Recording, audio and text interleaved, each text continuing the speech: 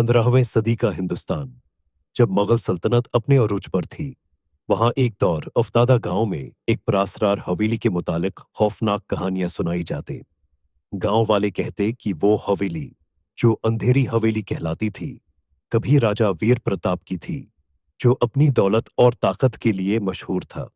लेकिन एक रात राजा वीर परासरार हालात में गायब हो गया और हवेली पर एक खौफनाक साया छा गया। राजवीर की गैर मौजूदगी के बाद हवेली में अजीबो गरीब वाकयात होने लगे। कभी दरवाजे खुद ब खुद खुलते बंद होते, कभी चीखने की आवाजें आती और कभी किसी सायादार औरत का अक्स झरोकों में दिखाई देता। गांव वालों ने हवेली के करीब जाना छोड़ दिया और उसे न्युस्त की अलामत समझा।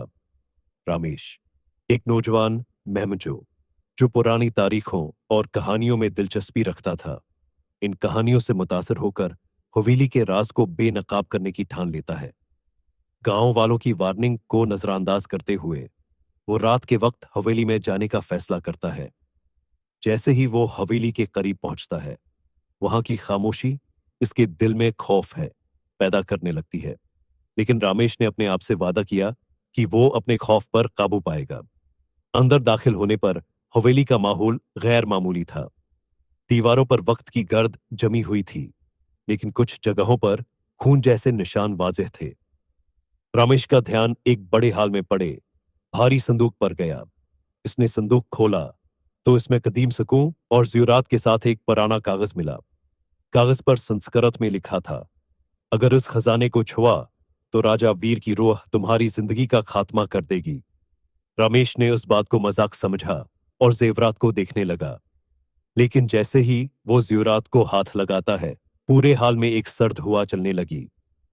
चिराग खुद ब खुद बुझ गए और एक भारी आवाज हो गई, गूंजने लगी, तुमने मेरी नींद खराब की है, अब तुम इस हवेली से जिंदा वापस नहीं जाओगे।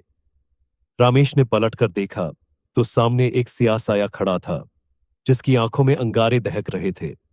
वो राजा वीर की रूह थी, जिसे खजाने की हिफाजत के लिए कैद किया गया था। रामेश ने भागने की कोशिश की, लेकिन हवेली के दरवाजे खुद ब खुद बंद हो गए। हर तरफ से साये नमूदार होने लगे, जिनकी सरगोशियां उसके हवास पर गालिब आने लगे। वो जमीन पर गिर गया और अपने बचाव के लिए चीखने लगा। सुबह होने पर गांव वाले रामेश को हवेली के दरवाजे के करीब बेहोश पाते हैं। उसके हाथों पर खून के निशान और माथे पर एक अजीब निशान था, जैसे किसी ने उसे दागा हो।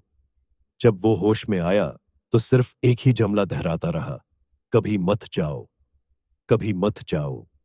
गांव वाले जान गए कि अंधेरी हवेली का राज हमेशा एक राज ही रहेगा। लेकिन रामेश की आंखों में जो खौफ था, वो गवाही देता था कि कुछ कहानियां वाकई हकीकत होती हैं।